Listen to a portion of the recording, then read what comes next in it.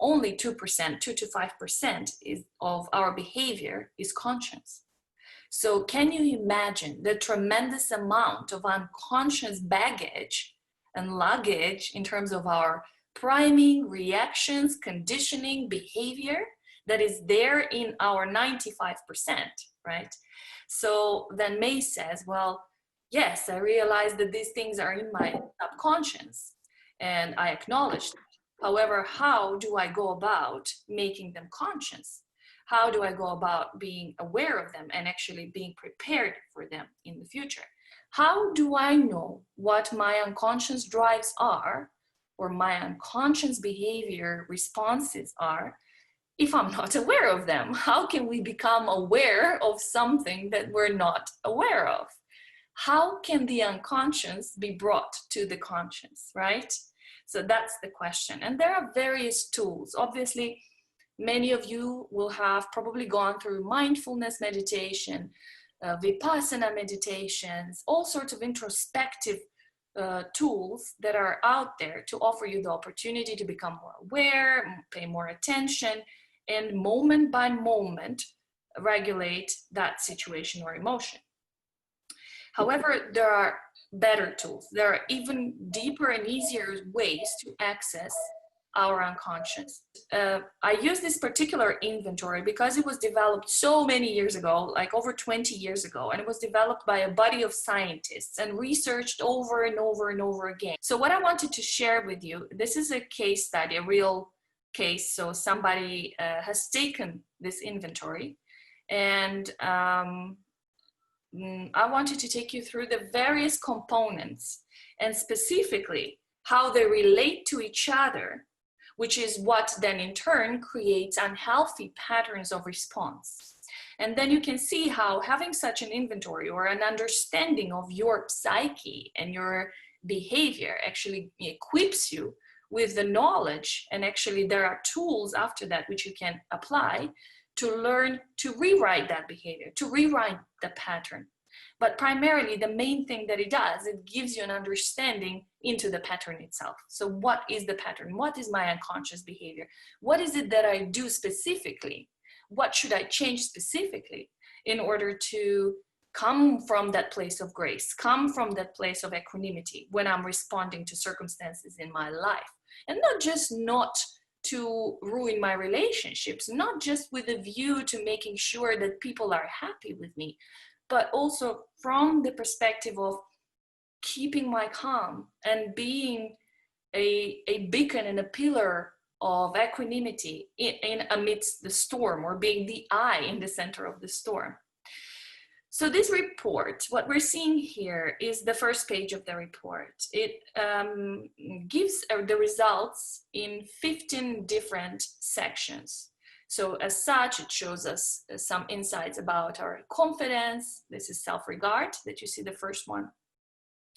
In self-actualization, it measures our emotional self-awareness, emotional expression, assertiveness, independence. Then it also shows how well we're capable to develop mutually satisfying relationships. This is a very interesting one because we usually believe that we are very good at those things. And then most of the time people are very impressed or surprised with the outcomes of such inventory, to find out that actually perhaps there is a disbalance in their relationships, or in situations such as where people are not able to create boundaries. The reason they're not able to do so is because these things are unconscious. So that's why the results in such a report can come as a big surprise at times. It measures our level of empathy. It measures social responsibility, problem solving. This is basically critical thinking, so it's very useful in a professional setting. Understanding your ability to problem solve, and then having the benchmark in order to be able to improve that skill. That's a very strong and powerful tool to have. Reality testing. This is the exercise that we're going to do today with the rational emotive therapy that I mentioned earlier. That's the worksheet that we're going to go through. Impulse control. So this is a very important one when it comes to reactions and triggers, right? Because our ability to resist or delay our emotional reaction. This is exactly what we're talking about here, right? It's not responding to the situation as it occurs, but being able to hold your ground, analyze it, problem solve, basically come up with a new solution, test reality as in make sure, is my perception of this situation appropriate or is it a bit out of proportion? And then this decides, if you're capable of doing this, this defines whether or not your impulse control is balanced enough for you to take indeed that time to do this analysis, right? So this, as you already have realized, will become a very important aspect of the emotional regulation exercise that you need to do. And then we're also measuring obviously flexibility, stress tolerance, and optimism. And you can imagine that being able to remain optimistic, irrespective of the circumstance, irrespective of the storm that goes on around you, will clearly define how you respond. If I'm capable to see a situation from an optimistic perspective or a positive point of view, I will also be able to bring an expression or to react to that situation with that positive perspective or point of view. So I think that makes sense. Now, when you're looking at this inventory, you may think, oh, 15 dimensions, it's not really, might not be very helpful to just know that, hey, I have this impulse control issue. I tend to react too quick. I don't take my time, or I don't reality test. So knowing this is not very helpful. And when you feel this, that's correct, because this inventory in itself, we're not just measuring the 15 dimensions. When we're not just looking at making sure that your emotional intelligence is like at 100%, which is 140 actually points in this scale or in this report. So the idea is not about getting your emotional intelligence at such high level that you're Einstein level of EQ. The idea is to make sure that all of your subcomponents are so balanced and so well relating to each other that you turn into this balanced person, right? Into a balanced human being. So as such, when we're looking at this report with this particular client, I would help them bring all of their components towards the middle range of their EQ. So, and we would do that with exercises such as, or processes, actually they can be called also coping mechanisms, right? That we put into place, healthy coping mechanisms, which we are putting into place to rewrite unhealthy coping mechanisms and unhealthy responses, unhealthy behaviors. And through coaching, obviously, that also helps, or mirroring exercises, mentoring. Those are the kind of tools that you can use in order to help. I would help this person to bring or balance their emotional intelligence subcomponents. So now we have just the results on the 15 different subcomponents. But if I were to look at this person's ability to emotionally regulate themselves or regulate their emotions, I would be looking at relationships between these subcomponents. And this is where it becomes super interesting. This is where you become a detective, a kind of a forensic expert on psyche, on the unconscious. And that's exactly what we want. We want to become a kind of a forensic investigator going into the depth of our unconscious and uncovering all these things that we're not aware of, and uncovering the relationships between them, and then learning new coping mechanisms or tools in order to work with them. So I'm going to take you through some, there's so many relationships that are being formed just from these 15 different subcomponents, but I'm going to take you only through 10, just to respect the time that we have for our workshop. So here we go. we have here 10 different interdependencies between the subcomponents in an emotional intelligence inventory, right? So in this case, we're talking about regulating emotions, and therefore I've only highlighted those elements that are of relevance and importance to this particular subject. As such, we would be looking at emotional self-awareness, and that makes sense. Why is emotional self-awareness important? Because we need to understand or realize that, hey, an emotion is being triggered at this moment in time. And if we're not even able to access that kind of information, then we already have the first problem, the first level of problem. So starting there, is there a sufficient emotional self-awareness? And as we see in this person's case, we only have a very low score. Actually, it's one of the lowest scores. So that's the beacon or the core element that I would actually work with this person to develop. Emotional self-awareness. So why would someone, then we go into the question, why would someone have such an low emotional self-awareness? There are so many different reasons that we can go into, and of course they're all individual, but most of the time they relate to the way we've been parented, the way we've been brought up. And most of the time when unfortunately, parents today still do not have the right tools to be great parents, and probably generations to come, we will still not have developed the right parenting tools. So this is not with the blame, it's just with an awareness. We come to the understanding, okay, our parents are not perfect and they did their best, but sometimes their best was damaging to our psyche, or it was not very good for our behavior. It didn't mean that it was the healthiest. So in such a person's case who has a very low emotional self-awareness, what this would usually tell me is that whenever this person expressed emotions as a child, there has been no receptiveness to that. There has been either criticism or carrot on the stick approach to the way parents have dealt with her emotions. This is a woman in this case. And sometimes parents do this in different ways. They can sometimes discourage you from expressing emotions and saying, oh, stop being such a baby, or stop being such a crybaby, right?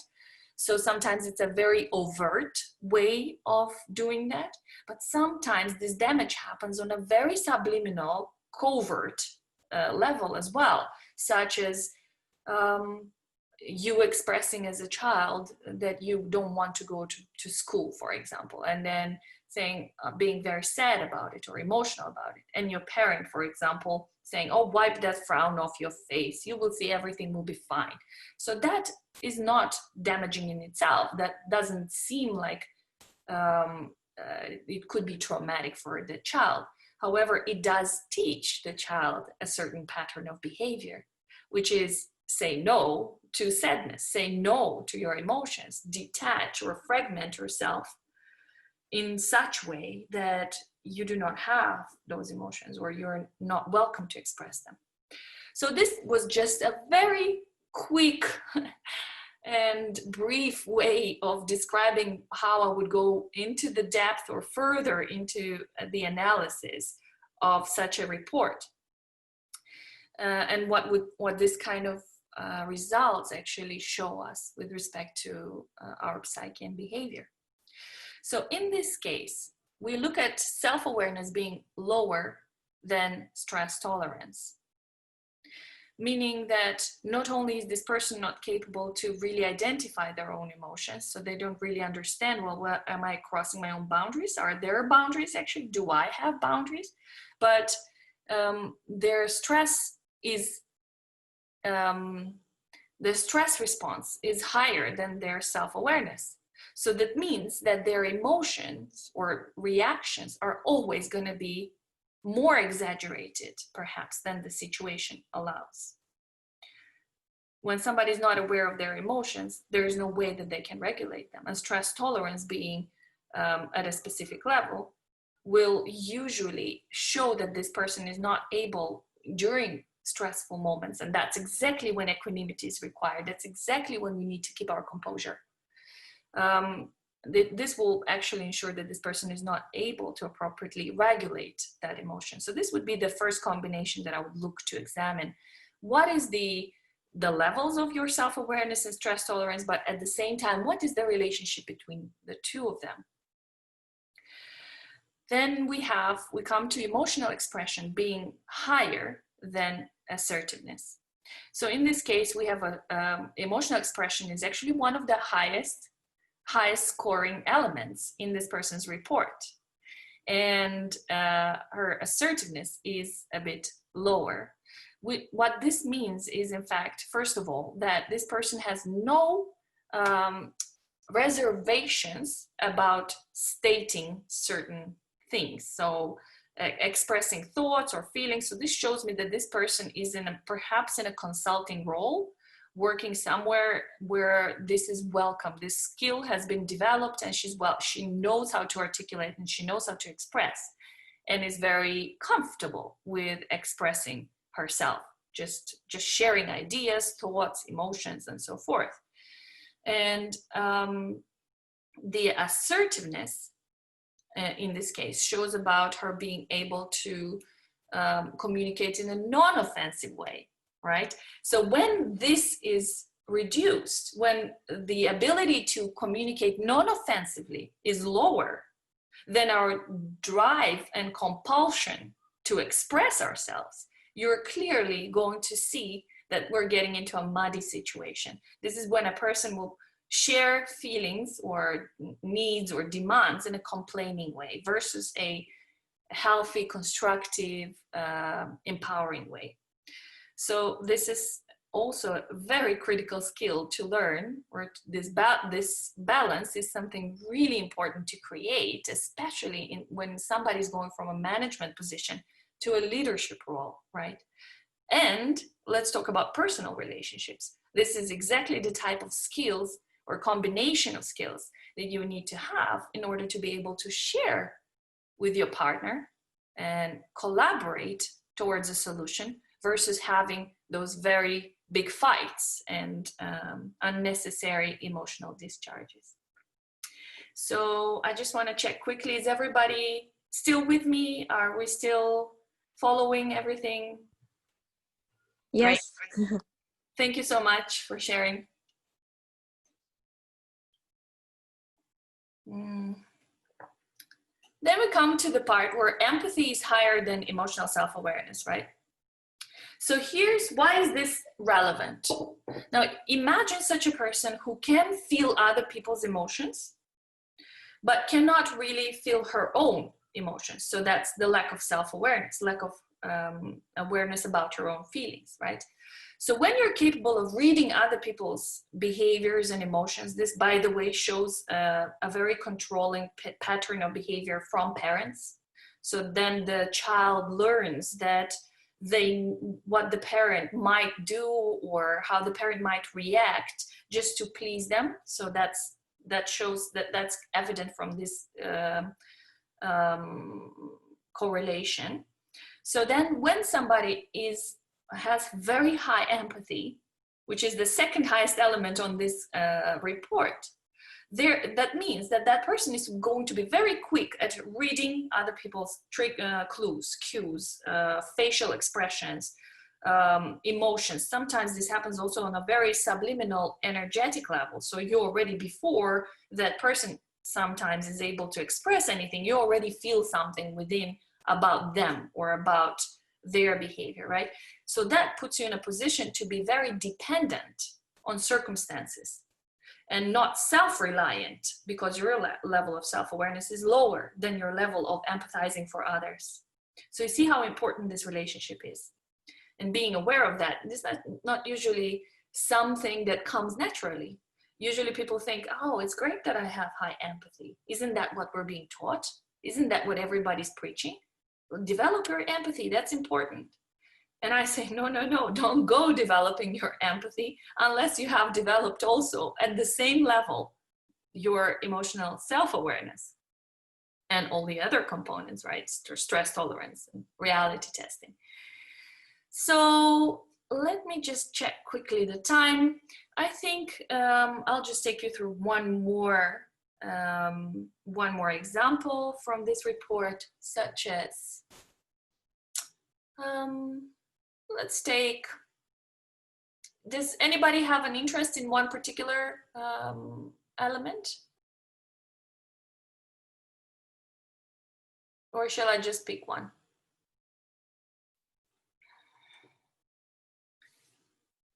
I think Roxana. Maybe the number 5. Number 5? Okay, so impulse control is lower than stress tolerance. So when you have a high degree of stress tolerance, what this means is that when a situation occurs, when a stressful situation occurs, so when our cortisol levels are starting to rise or we're challenged in whatever way, that if we're able to pause and if we're able to take some time to reflect and cause a little bit of a balance in the way we're about to respond, that's our level of stress tolerance. So how good are we at not reacting, right? How good are we at not being taken aback or thrown off our balance by situations and circumstances around us? So this is a skill that you can develop. Stress tolerance is something that you can learn, right? And then, like I shared earlier about impulse control being lower than your stress tolerance, what this means is that you will be quickly, you will not be able to respond to stress very well. So as soon as there's a stressful situation, you will be quick to respond and react. So then you can imagine that that's the time when you'll start to scream at your boyfriend, for example. Something happens, he drops a dish in the kitchen, and instead of being able to, in that moment in time, if your stress tolerance would be high and impulse control would be higher, then you would be able to pause and say, wait, it's just a dish. There is no need for me to express myself, and especially there's no need for me to express myself in detrimental ways or damaging ways. Let me just take a moment, and if I still feel the need to express something, I can do so from a constructive place, from a constructive point of view, versus a reactive or explosive point of view, which is what we're trying to avoid, right? This is what we're talking about. The external environment will propose or bring up triggers to us. And there are various triggers. Triggers can happen in just a friendly conversations, two people sharing a glass of wine, and one saying something that is just slightly out of the way that we would like it to be said, right? So, and that already causes us to respond in such a way, oh, come on, Nina, don't say this, or come on, Nina, don't be like that. We hear this a lot. Don't be like that, or don't do that. So our need to control and micromanage another person's behavior, micromanage their response or how they should or should not be, is in effect our inability to self-reflect.